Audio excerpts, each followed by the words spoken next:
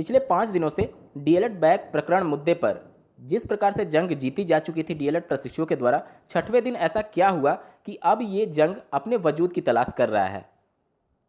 अगर आप इस चैनल पर नए हैं तो इसको सब्सक्राइब करते हुए बेल आइकन को प्रेस करना ना भूलें। दिनांक 16 अक्टूबर 2020 को एससीईआरटी कार्यालय का घेराव करते हुए शांतिपूर्ण तरीके से अपनी मांग रखने के बावजूद डीएलएड के प्रशिक्षुओं को पुलिस प्रशासन बल का प्रयोग करते हुए इनको पीटा गया है। स्क्रीन पर आप आर्टिकल देख सकते हैं। साथ ही जो महिला प्रशिक्षु थीं उनको भी पुलिस बल का प्रयोग करते हुए मेल पुलिस के द्वारा ही उनको पीटा गया, जो कि असंवैधानिक है। जब वहां पर फीमेल कांस्टेबल उपस्थित नहीं थी तो फिर महिला प्रशिक्षुओं को जिस प्रकार से पीटा गया है वह बहुत ही निंदनीय है।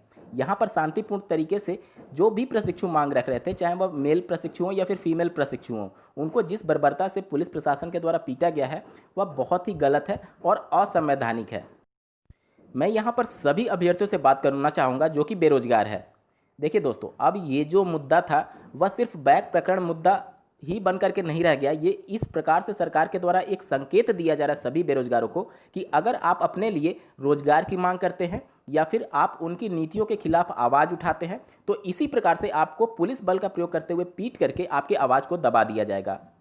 तो अभी भी जो प्रशिक्षु शांत बैठे हुए हैं घर में, अगर इसके बावजूद भी अगर उनके अंदर खून में उबाल नहीं आता है तो आप सभी गुलामी की तरफ ही आगे बढ़ रहे हैं।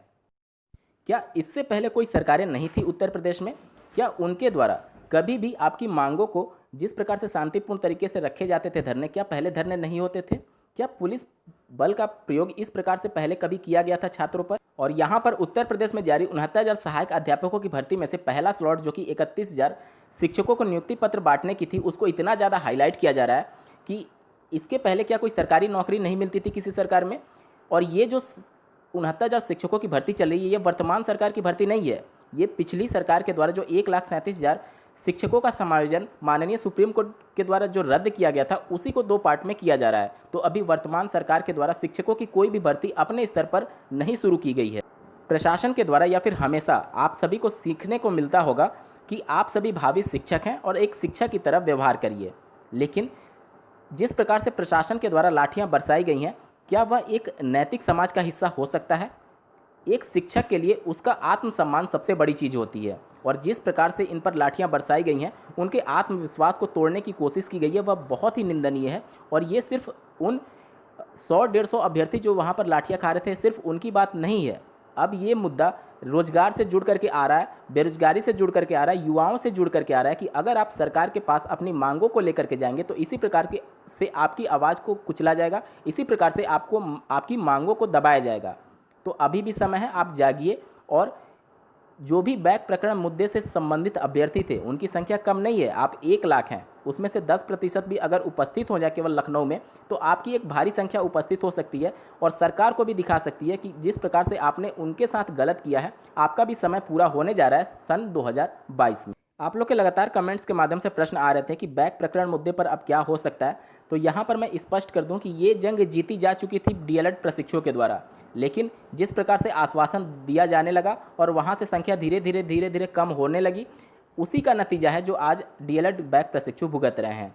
अभी भी ये जंग पूरी तरीके से ज्वलंत है, आप सभी के मुद्दे हाईलाइट हो चुके हैं, आप सभी के मुद्दे पूरी तरीके से जीत ले सकते हैं, क्योंकि ये शासन प्रशासन पीएनपी एससीईआरटी ने जो गलती की है वह जानबूझकर उसको मानने से इस वजह से इनकार कर रहे हैं कि अगर उन्होंने अपनी गलती मान ली और शासनादेश में संशोधन कर दिया तो फिर एक मैसेज जाएगा कि सरकार ने ही गलती की थी या फिर पीएनपी एससीईआरटी ने ही गलती की थी इन बच्चों के साथ, जिसकी वजह से ये सभी अपनी गलती मानने को तैयार नहीं हैं और उसी का खामियाजा आप लोग भुगत रहे हैं। अभी भी समय है, सभी लोग जागिए। अगर आप प्रमोट हैं तो भी जागिए, क्योंकि आप प्रमोट हो गए हैं इसका मतलब ये नहीं कि आप शिक्षक बन गए हैं। अभी आपको शिक्षक भर्ती निकलवानी पड़ेगी, शिक्षक भर्ती के बाद से 50 तरीके से आपका शोषण किया जाएगा। तो अभी अगर आप दब रहे हैं तो भविष्य में जाकर के भूल जाइए कि आपको ये सरकार शिक्षक भर्ती में बैठने का मौका देगी अगर आप डीएलएड 2018 बैच से संबंधित।